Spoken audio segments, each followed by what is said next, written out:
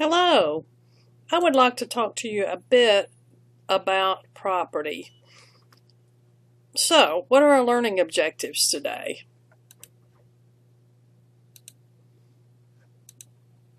One thing I want you to do is to understand how property is legally acquired. And another thing that we will talk about is different types of ownership interests. First of all, we do need to start with some definitions. Real property versus personal property.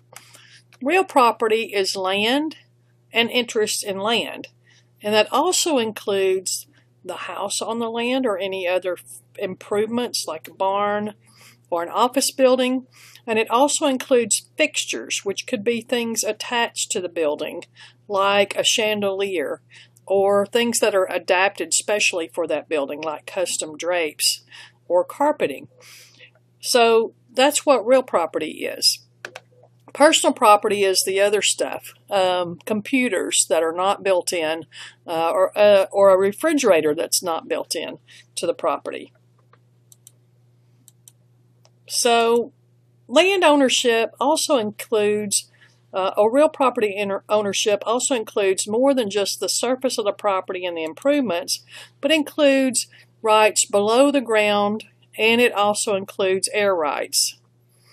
The owner of real property possesses the air above the land to a certain extent, and air rights could be sold to someone else for development. I was in Chicago last summer, and that's exactly what I could see, is that sometimes people sold the air rights. You can also sell rights below the surface of the land, or mineral rights.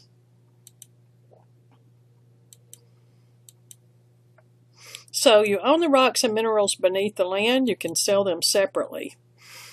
Now, fixtures on the land are part of the real property. This is a type of personal property or movable property that becomes an object of real property by physical annexation to the land or whose use has become closely associated to the land. So like manufacturing equipment in a plant would be a good example of that, or a built-in dishwasher in a house that you buy.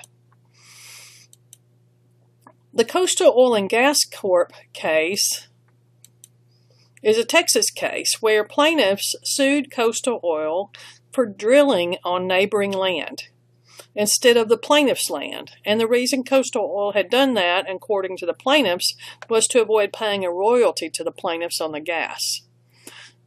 So basically, Coastal Libel was being sued for trespass because it seemed that they were taking subsurface natural gas away from the plaintiffs. They were taking it from underneath the plaintiff's land.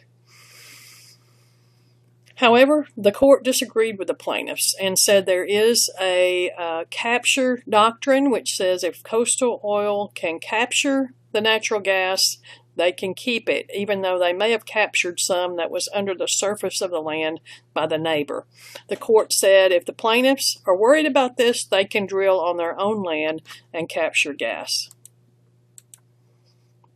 Now, as far as types of ownership go, one is fee simple, which represents the maximum estate under the law. And so most of us who buy a home or whatever buy a fee simple.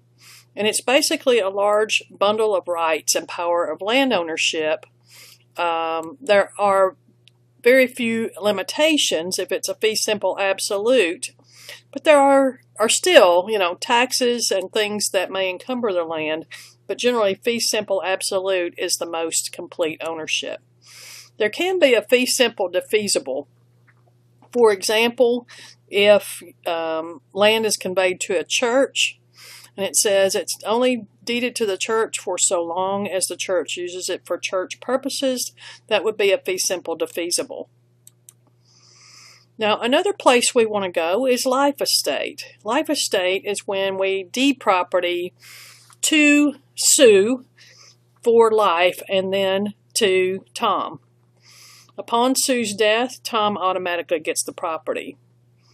Another way you could do it is to sue for life of Ursula and then to Tom. Well, then Sue keeps the property until Ursula's death and then Tom gets it.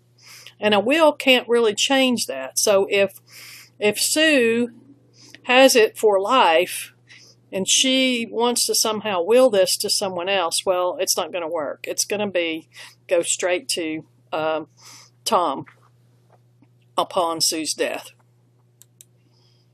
So now there can be a life estate that says just to Sue for life. And if you do it that way, that is when the land would revert back to the original grantor.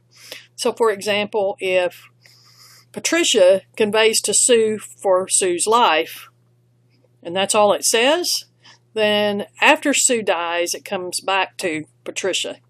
So that's how life estates can work. So you've got to read those life estates and figure out how they're going to work, but there's several ways you could go there. All right, leasehold estate you're familiar with. Land can be leased for a definite duration or an indefinite duration. Concurrent ownership is another thing you need to know about. That's where the ownership is undivided. So if I give you a 30% interest as tenant in common in my 100-acre farm, you don't own 30 acres. You own a 30% interest in the entire 100 acres. And you can do this with personal or real property. In addition, there's something called tenants in common, where tenants own different shares of the resource, or they can own it 50-50 or one-third, one-third, one-third, but they don't have to. What happens though? Okay, let's say I give property to Bart a 50% interest and Lisa a 50% interest as tenant in common. Lisa dies. Who gets the property? Lisa's heirs get the property, and that's important to remember for tenancy in common. And then when Bart dies, his heirs get his 50%. Joint tenancy is different. In a joint tenancy, they have to have equal ownership. Remember that in tenancy in common, they can own 1%, 99%, whatever, and that doesn't have to be equal. But it can be. In joint tenancy, the tenants have to have equal ownership shares, and there's a right of survivorship. So for example, if I convey property to Bart and Lisa as joint tenants with right of survivorship, then upon Bart's death, Lisa inherits the whole, or doesn't inherit, Lisa owns the whole thing automatically. And then when Lisa dies, her entire 100% would go to her heirs. So it's kind of whoever lives longest wins. Most of the time, people are going to choose tenancy in common instead of joint tenancy, but there are a few cases where joint tenancy will work. What is an easement? That's another term you need to know, and an easement is a right to cross over land. You can get an easement by deed, so remember that. You can reserve it in a deed, or somebody can deed it to you. And it can be for a roadway, a driveway, it can be for a water line, it can be for septic tank, for a lot of different things. You can also get an easement by prescription. And the way you would get an easement by prescription is basically if you use somebody's land by crossing it openly for a certain period of years based on the statute in the state you're in, then you may end up with an easement even though there's nothing in the deed about it. Now, there's different ways to acquire resources. Basically, one way, and the most common way probably, is people agree to exchange. For example, I agree to pay you money and you agree to deed me your house.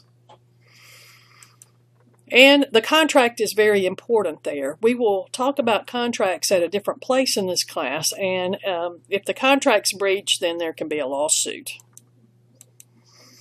Another way to get property is adverse possession. So this is a state statute again, and when the possession is open and notorious, actual and exclusive, continuous and wrongful for a prescribed period of time, whatever the statute says, 10, 20 years, whatever the period happens to be for this property, then this is a problem. And the reason this has come up is we want land to be used. So if somebody gets on your land or takes part of your land and uses it continuously, wrongfully, openly, notoriously, actually, and exclusively for a certain period of time, then they automatically own it. Now, I would think if I'm buying that from that person, I would want something in writing, a court document proving that they own it, because otherwise it could be a legal argument. So adverse possession can be tricky that way, but it is a way to obtain ownership of land. Also, you can acquire resources through confusion. This is when fungible goods are mixed together. Owners hold a proportional share of these confused goods if the confusion occurs by honest mistake. So, for example, if grain is mixed together or something like that, you just get a proportional share. You're part of it if they're mixed together. All right, and that kind of illustrates the importance of boundaries and property. You can also get resources by gift, and it doesn't take place until the owner intends to make the gift and delivers the gift by physical transfer. In addition, you can acquire resources through a will. If someone writes a will, leaves you property, and then they die, then you may receive the property that way. One last thing I want to mention briefly is nuisance and zoning. Public and private nuisance. A public nuisance arises from use of land that causes inconvenience or damage to the public. A great example would be a hot sauce factory that emits such fumes and that people in the town have burning eyes and sore throats and just total misery. That would be a public nuisance. A private nuisance would be the unreasonable use of one's property to cause substantial interference with the use of someone else's land. So if you are using your property in a way that is unreasonable and you are causing great interference with someone else's land, you may be in trouble for private nuisance. Finally, zoning ordinances exist. These divide counties into use districts, and they designate residential, commercial, or industrial, and you can go look at a map and figure out how you can use your property. I did want to mention one case here. Case 7.3, nuisance, Cook versus Sullivan. The issue is the plaintiffs sue the defendants. And the question is, did the defendants create a nuisance by filling in wetlands and constructing a home on their property? That's the number one issue. The court said yes. They basically unreasonably and substantially harmed the Cook's property. Water flooded the Cook's property. And so, well, I won't say that water flowed from the Sullivan's property necessarily, but it did flood. And so, for that reason, this was a nuisance. The other question was, what should the remedy for that nuisance be? And the remedy was that the defendants had to move their house. And this was considered carefully by the court. They had to do a balancing test to decide what should happen. But they decided that the defendants gave no other real indication of any better remedy. And so the remedy is the defendants have to actually physically move their house to stop the water from flowing onto plaintiff's property. All right. I hope that was helpful, and I hope you have a great day. Thank you.